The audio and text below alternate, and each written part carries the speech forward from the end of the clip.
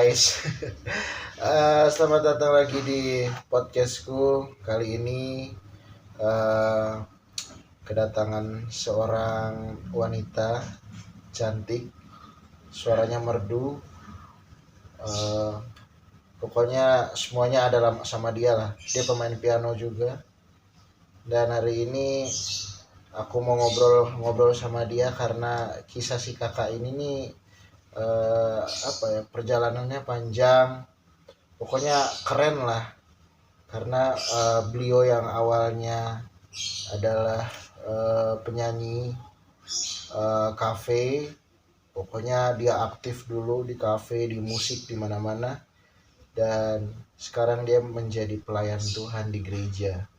Nah, ini jalan ceritanya nih pasti nggak sesingkat itu tiba-tiba begitu, pasti banyak lika-likunya. Tapi sebelum ngobrol, gue minta sama kalian buat tekan tombol like, comment, dan subscribe biar gue makin semangat bikin konten-konten di channel YouTube gue ini ya. Oke, dan langsung aja gue mau sapa dulu.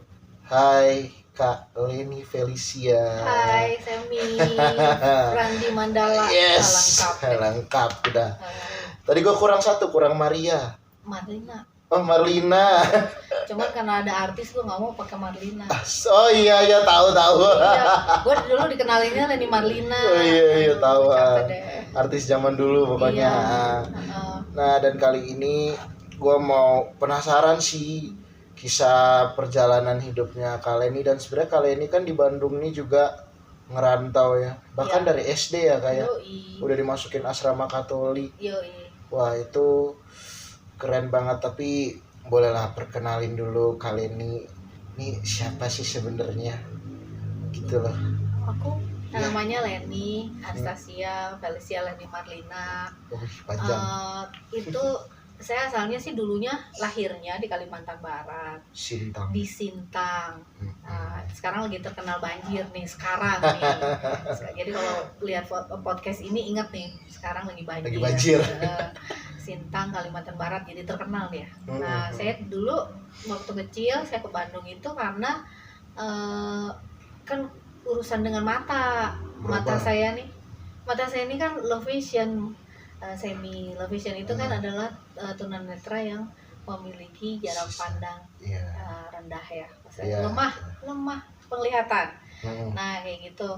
Nah saya dapat dokternya di Bandung. Saya sebenarnya udah di Jakarta tuh. Tadinya kalau misalnya ada dokter di Jakarta, kayaknya Jakarta deh.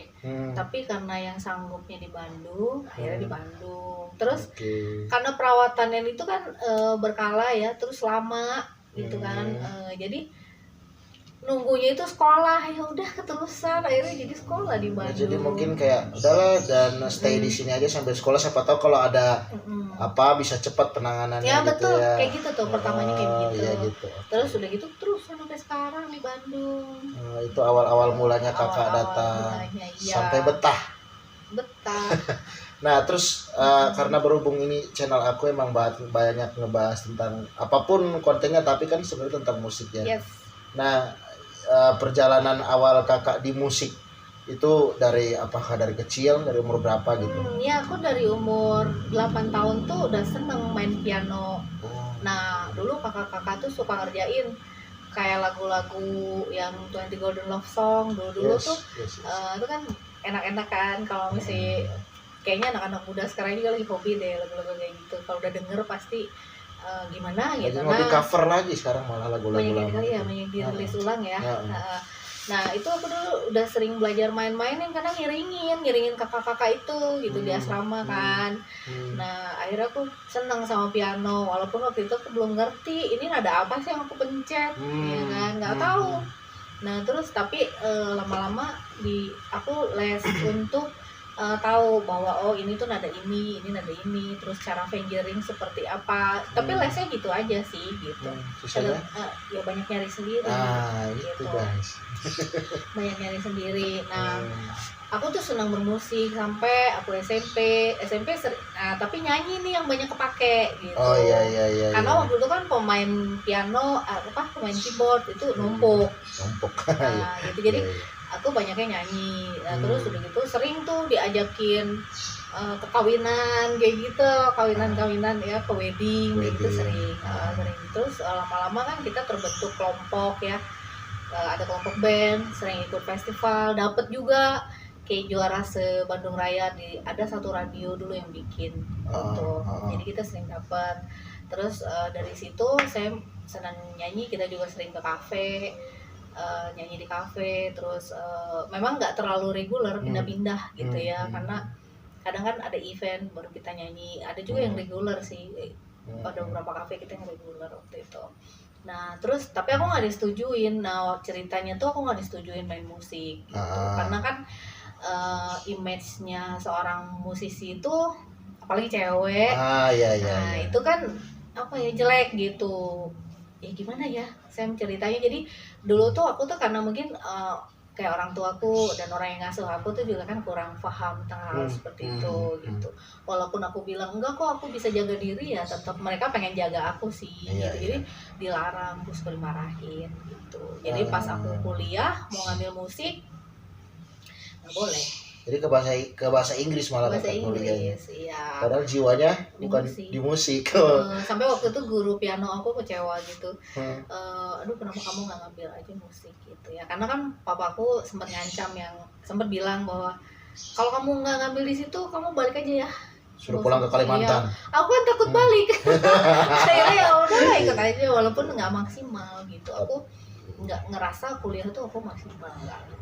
Tapi meskipun kakak nggak bisa kuliah musik, tapi kakak bisa tetap ya karena bekerja di musik. Iya, kan saya juga heran. Akhirnya saya malah kerjanya di situ, gitu. Malah ya pokoknya di situ aja. Saya juga heran. Iya, bukan makanya, di bahasa Inggrisnya. Iya, makanya justru itu malah nggak kepake ya kak ya. Iya guys, kadang-kadang kita tuh kayak bidangnya di mana tapi kok kepakainya apa, itu emang suka aneh sih, tapi memang itulah realita gitu loh. Iya. Nah dan kalian ini juga sudah ke luar negeri juga, ada pernah ya dia ke Thailand ya, Thailand pernah, yang Bangkok, Singapura pernah, Thailand, Singapura, Malaysia. No guys, aduh, kalau aku sih baru nyampe Thailand doang. Bentar lagi. Amin. Waktu itu setelah bandnya Kaleni, beberapa tahun kemudian baru bandnya aku manggung di acara yang sama. Iya.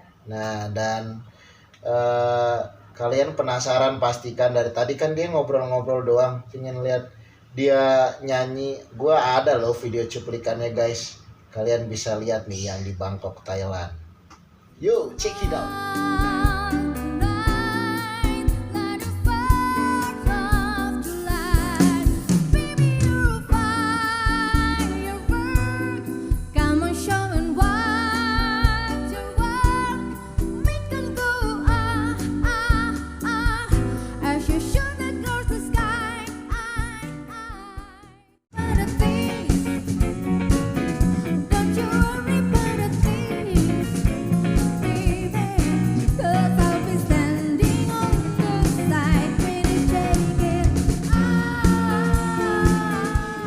Wah, keren.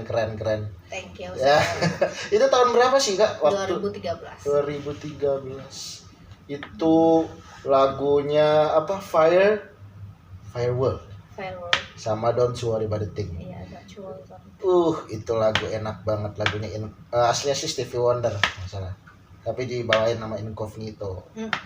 Ya itu enak banget. Dan aku tuh dulu kayak waktu aku pertama tahu kalian ini manggung di Thailand itu, aku sering nonton video itu. Udah aku tahu sih, udah sering nonton, diputar lagi enak ya gitu.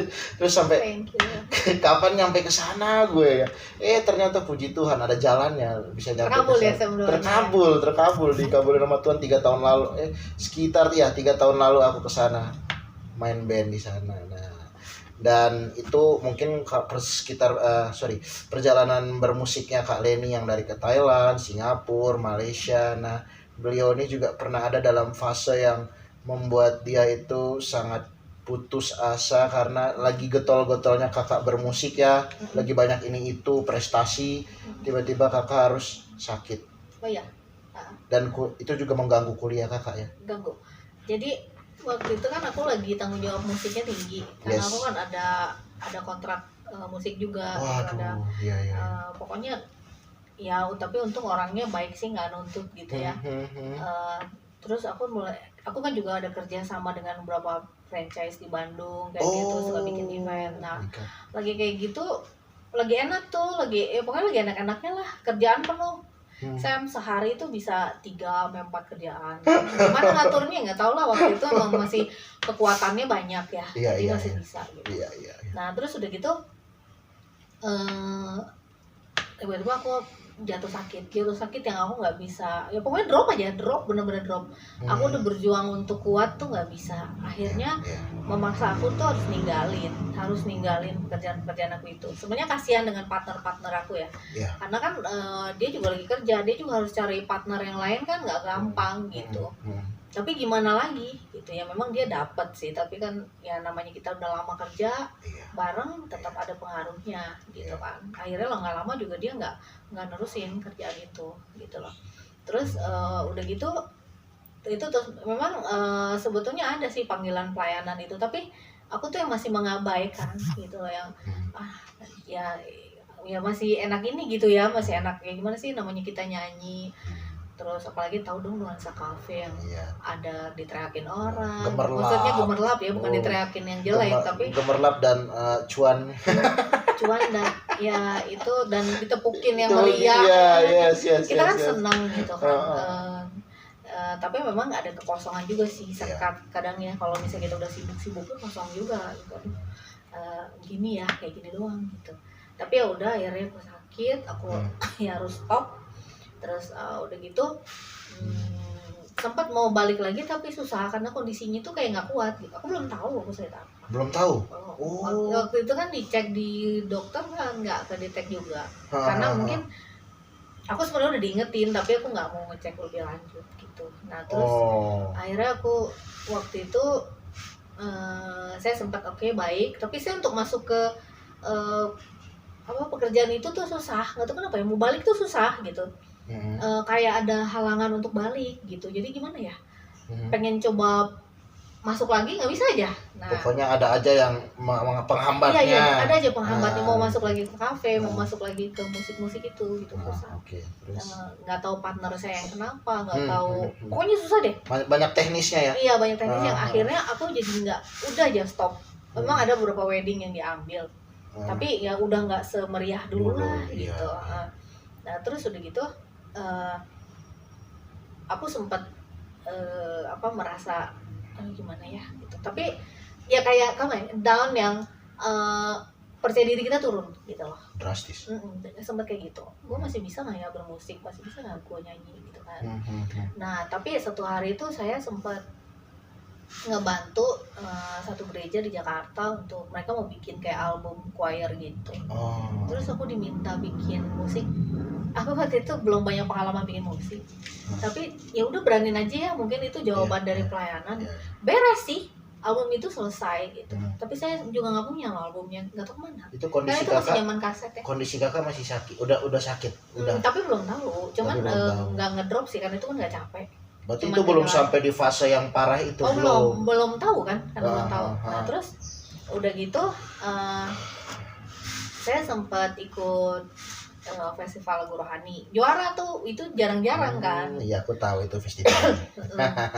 Terus aku punya pengalaman recording dengan label Insight Unlimited. Yang waktu bareng-bareng ada True Worshipper di situ. Iya. Terus udah gitu ya udah aku recording, ngalamin. Nah itu aku sibuk aku ke Manado, ke Palembang kayak gitu. Yang promo-promo itu promo sampai sempat konser, sakit juga. Nah di situ mungkin turun ya karena makannya sembarangan. Terus tahu dong kalau misalnya kita udah kayak gitu kan, cek soundnya, nggak inget waktu ya kan. Manggung itu makannya gila-gilaan. Ya bukan cuma manggungnya aja, proses. Servis gila. Terus udah gitu kerjanya juga kan gitu, nggak inget waktu. Istirahat cuma dikit. Aku drop. Terus akhirnya di 2009 itu aku ingat banget, aku sempet drop. Terus akhirnya di situ mulai kedetek, itu sebenarnya 2011. Ternyata ini yang aku alami ya, sempat kena kanker kan. Tapi gini, udah di mana ya gitu kan, di payudara ada, di di perut juga ada kayak gitu. Berarti bukan di satu titik doang Kak yang kanker? Terus udah gitu dokter kan minta udah bikin paket kemoterapi, tapi saya berdoa waktu itu, saya bilang Tuhan ya kalau emang mau pulang ya pulang aja lah, kalau saya harus kemoterapi kan banyak konsekuensinya. Saya agak takut juga, tapi saya memang waktu itu sih kalau aja ada harapan setitik, maksudnya dalam hati saya ya saya jalanin juga sih. Karena kan harus kemoterapi, harus diangkat gitu kalau saya mau selamat katanya gitu. Tapi ya saya ngejalanin pola hidup sehat lah, tidur saya diatur, makan saya diatur. Pokoknya saya hindarin yang kebiasaan-kebiasaan buruk saya tuh saya hindarin. Lumayan sih kondisinya bertahan, artinya tuh dari yang power saya tadinya kurang, kayak apa ya, ngangkat barang dikit aja nggak kuat gitu, jadi mulai balik itu lama ya. Terus 2013 itu saya diajak bantuin gua dong, kata teman gua nyanyi di Thailand. Saya hanya bilang saya belum pernah nyanyi lagi nih gitu kan, artinya udah berhenti lama dan aku udah lama nggak vocalizing kan, udah lama nggak apa, terus ngafalin lagu, otak aku tuh agak udah mulai lemot gitu, karena kan ya drop juga ya, aduh bisa nggak ya gitu, tapi kasihan gitu. Apa yang aku pikir tuh, gue butuh lu.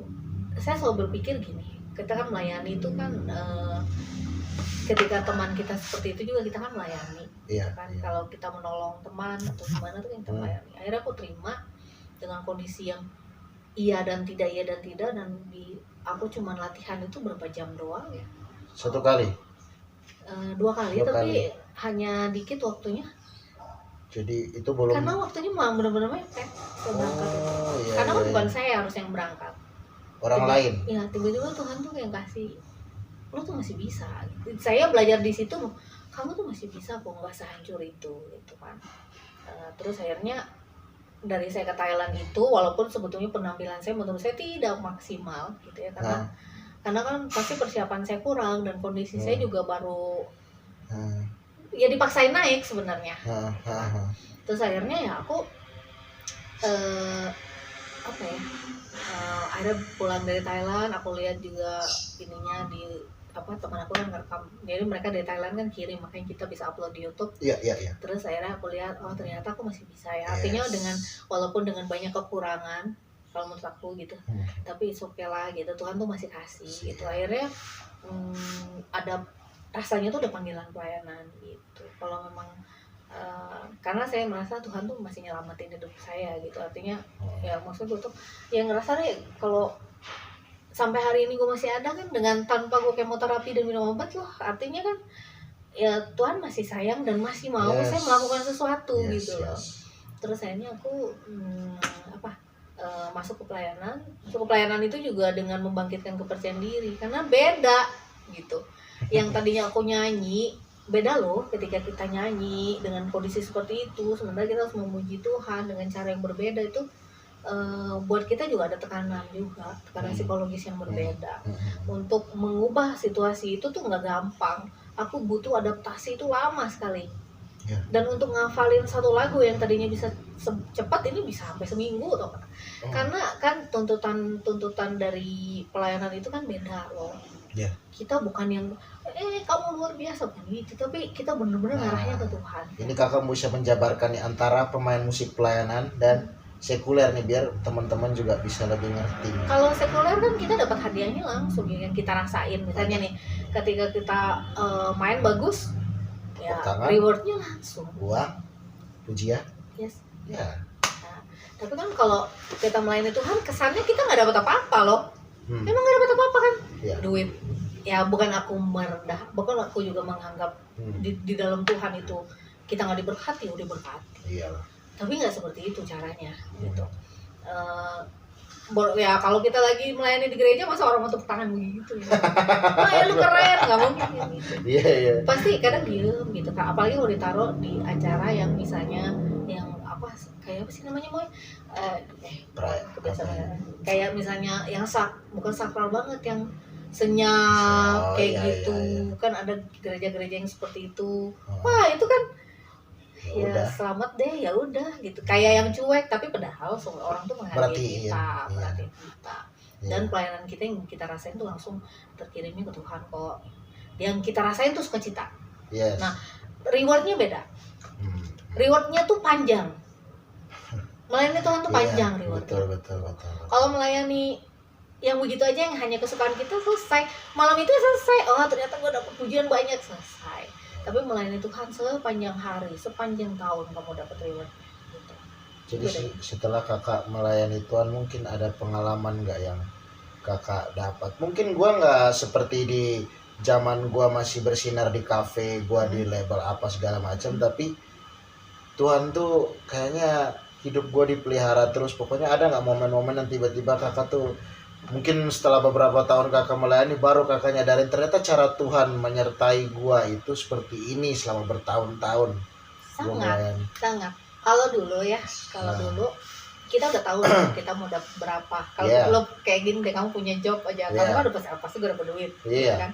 Dan gue udah tahu itu buat apa. Apa itu buat, ya pokoknya tahu deh. Tapi kan kalau kita dalam pelayanan nggak tahu mau dapat duit apa enggak. Artinya atau gimana sih cara Tuhan memberkati gue, kan gue nggak tahu. Kadang-kadang kita nggak tahu secara nominal gitu. Tapi ketika kita hitung lagi, ketika kita ternyata cukup ya yang di luar. Nah ketika kita bukan dalam pelayanan kan kita harus sebulan gue harus 3 juta misalnya, ini contoh ya. Contoh. Sebulan gue harus 3 juta, kalau nggak 3 juta gue nggak bisa hidup. Tapi dalam Tuhan itu beda. Ya, aneh, aku aneh. Dan sampai selalu ada aja ya. Ada aja jalan Tuhan. Ada aja jalan Tuhan. Aneh ya. Amazing sih. Dan jangan pernah, dan kita nggak bisa itu. Nggak bisa. Karena matematika kita beda sama Tuhan. Ya. Nah, gitu. Jadi emang makanya saya tuh selalu mikir bahwa sekeren apapun sutradara yang mengatur skenario sebuah film, Tuhan itu paling keren. Karena nggak pernah ketebak caranya, tapi pas kalau kita udah ngerti, wah gila keren gitu caranya. Nah sekarang kan gini kondisi kita pelayanan kan, nah kita nggak tahu nih kita dapat duit atau gimana, kita hidup gimana, karena kakak juga emang udah benar-benar mengabdikan diri banget sekarang ya di sana. Nah, setelah perjalanan panjang, tapi kalau kita berbicara masalah kehidupan sehari-hari, itu ada aja jalan Tuhan buat kakak, dan kakak tuh suka cerita sama aku kan. Nah, ada aja gini, ada aja gitu. Bahkan saya pun juga ngerasain sendiri gitu. Meskipun saya memang belum pure pelayanan seperti Kak Leni, saya masih main di kafe, saya masih main di event, saya masih main di mana-mana. Cuman di saat memang kita mengabdikan diri buat Tuhan, dia bukan lihat permainan musik lu, bukan lihat chops drum, fill in drum atau teknik permainan lu, tapi dia lihat hati sih.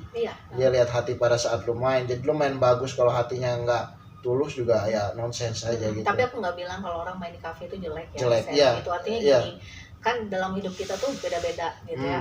Ketika kamu bisa main di kafe dan kamu bisa tetap menyinari apa sih namanya, menjadi terang bagi sesama kamu ya, artinya kan kamu tetap melakukan pelayanan Tuhan gitu. Asal kita jangan ikut aja misalnya alur-alur yang tidak baiknya gitu kan. Selama kita bisa bertahan dan baik kan, kita juga bisa tetap jadi pelayanan juga di kafe juga gitu. Cuman kalau ya kita kan cerita yang kayak begini kan bukan berarti kita menyalahkan pelayanan kafe itu nggak baik gitu. Takutnya nanti kan orang salah nih, nanti gue main di kafe jelek. Enggak gitu. Selama kita bisa jadi terang dan garam bagi sesama kita ya main di mana aja oke. Iya bener Kak, karena kita bisanya memang kita pelayanan tapi kita main di kafe. Nah tapi di kafe itu kita bisa bikin orang-orang yang main sama kita tuh senang, enjoy main sama kita, dan jadi orang yang baik, menularkan energi positif ke player-player yang lain kan. Nah itu udah bisa ini loh, jadi berkat buat orang. Nah gitu guys. Cuman memang jangan takut, hidup kita tetap harus mengandalkan Tuhan. Saat kita memang pekerjaan kita mengalir dan kita bisa berhitung, yaitu terserah ya gitu. Tapi jangan takut juga ketika kita mengalami sesuatu yang yang mungkin bukan sesuai dengan harapan kita, nggak sesuai dengan keinginan kita. Tapi percayalah bahwa Tuhan itu yang pengatur hidup kita. Karena kakak sendiri pun udah ngalamin pinginnya apa, malah tiba-tiba sakit, malah nggak ngerti, tiba-tiba udah mengabdikan diri di pelayanan. Dan itu yang waktu saya mau balik ya, udah ngiklanin loh, ngapain, nggak bisa. maksudnya udah porponya udah promo lah, apalagi kan dulu kakak punya nama, jadi udah gampang lah pasti mikirnya iya, kan. nggak bisa nggak dikehendaki gitu. Jadi tapi memang bukan di sini kali yang menghidup, aku harus melayani. Mungkin dari dulu, cuman aku nggak peka. Iya. Ya mungkin orang tua aku juga maunya gitu kali. Iya, Kan iya. kadang jalan orang tua juga nggak salah. Kita kan bukan berarti dia nggak ngedukung kita berarti dia salah sepenuhnya, enggak juga lah. Iya, iya. Mungkin Tuhan tuh sebenarnya maunya kayak gitu, cuman saya nggak peka gitu. Nggak peka dengan Tuhan tuh maunya apa sih, nggak tahu, bandel. Tapi kan kakak pernah ngalamin pas kakak tahu kakak kanker tuh pasti kan down banget ya waktu itu kan. Down, kepercayaan dirinya hilang. Kalau down yang aku kalau takut mati sih aku pasrah ya. Artinya gini, mau cepat atau lambat orang hidup tuh pasti mati juga gitu. Mau besok mau kapan kan kita nggak tahu. Apa bedanya kita tahu kita mau mati sama nggak tahu? Nggak tahu, tapi pasti ujung-ujungnya mati. Ujungnya iya. Nggak bisa ngindar. Iya. Cuman yang kepercayaan dirinya itu loh kan, dari kita yang tadinya aktif jadi enggak, pasti kan turun gitu. Ya. Cara kita nyanyi turun. Betul. Apa fingering kita main piano turun ya. Menerima itu yang sulit. Tapi ketika kita nerima, baik-baik aja. Yang penting ya kalau buat teman-teman yang udah ngalamin yang kayak gitu, terima aja. Apa-apa gitu. Terima bukan berarti pasrah loh. Maksudnya bukan berarti menyerah gitu. Kalau beda kan menyerah dengan pasrah. Pasrah ya. Gitu. Kita nerima bukan berarti menyerah. Mengalah untuk menang. Nah, itu dia mengalah untuk kalau kamu stay dulu dengan kondisi kamu nggak apa-apa gitu. Aku sama kayak kita menunggu hujan. Kita harus beriman. Misalnya kita mau pelayanan nih, hujan deras. Aduh Tuhan, misalnya 2 jam lagi pelayanan hujan deras. Bilang aja, ya nggak apa-apa, hujan turun aja. Tapi ntar pas gue berangkat pelayanan berhenti. Sering gitu. Gue pernah ngalamin itu kak. Pernah kan? Gue kehujanan di jalan nih, belum naik mobil. Pas gue naik mobil, gue udah basah, baru di dalam mobil hujannya berhenti. Ya artinya kita dilihat, kamu serius nggak? Iya. Gitu. Takut nggak dengan begitu? Nah nanti iman kita kan makin berkembangnya beda lagi. Yang itu tadi, ya sok aja hujan, nggak apa-apa. Tapi nanti gue berangkat berhenti sering saya. Iya kalau udah kayak gitu, kita semua tergantung dari perkataan dan pikiran kita. Iya. Jadi jangan main-main. Jangan main-main. Perkataan tuh, kemarin orang bilang perkataan itu doa itu emang beneran, apa yang kita pikirkan, apa yang kita imani itu. Iya, itulah. Iya. Nah, ini ya kita ngobrol musik tapi ada hubungannya ke spiritual karena memang ini berlaku untuk siapapun, bukan hanya untuk orang. Kita ini berbicara skupnya luas ya, bukan hanya satu. Kebetulan kita di gereja. Kebetulan kita sama-sama orang Kristen. Ya, tapi kan gitu. Di tempat lain juga sama. Di tempat lain juga sama. Tergantung cara berpikir. Ya betul. Nah mungkin ini closing statement dari kakak ya. Kalau mungkin ada nih orang-orang di luar sana juga yang lagi banyak ya penderita kanker juga, atau sakit apapun yang lagi down, karena kakak sudah mengalami gimana berdarah-darahnya gitu kan, gimana sakitnya, putus asanya untuk kakak bisa survive hingga sampai sekarang. Kakak malah kembali main piano, malah pernah main sama aku, sering banget main sama aku ya. Jadi mungkin kasih pesan nih kak, pesan motivasi buat mereka, apalagi kakak yang udah ngalamin sendiri gitu, lebih afdol kan. Buat kamu yang udah pernah yang ngalamin, mungkin saat ini lagi ngalamin vonis yang sulit atau persoalan yang sulit dalam kehidupan kamu, ya kamu jangan menyerah. Artinya mungkin Tuhan mau sesuatu dari kamu yang kamu belum peka gitu. Jadi jadikanlah hal seperti itu untuk kamu lebih tahu Tuhan tuh maunya apa gitu. Bukan berarti ini akhir kehidupan kita, nggak juga. Buktinya kita juga udah ngebuktiin kayak begitu. Memang mereka tetap ada gitu, tapi nggak mengganggu gitu. Jadi pokoknya jangan takut ya, jangan takut untuk akan kematian, jangan takut dengan sesuatu yang tidak pasti gitu. Pokoknya tetap berani, tetap mengandalkan Tuhan dalam kehidupan kita. Pokoknya Tuhan adalah segala-galanya. Pokoknya ini kita berbicara agama apapun ya. Ya semua. Mengandalkan Tuhan. Di situ kita menyerahkan hidup kita, di agama kita, ya maksudnya dalam Tuhan kita menyerahkan hidup kita. Ya, dan Tuhan tuh punya rencana indah. Dan mungkin pesan kali ini juga buat teman-teman muda mungkin kayak saya ya, yang masih panjang perjalanan musiknya. Kakak dulu yang udah ngalamin duluan daripada saya, yang udah ngalamin bagaimana, mungkin gimana sih pesan-pesan kakak Ya, attitude dalam bermusik, kita bermusik tuh harus gimana gitu. Ya kalian banyak-banyaklah berkarya kan untuk hidup kalian gitu, supaya kalian juga bisa banyak bukan hanya terkenal ya, tetapi kalian banyak dikenang yang baiknya, bahwa si ini tuh udah berkarya yang baik untuk musik atau untuk apapun yang kamu sukai dalam hidupmu gitu.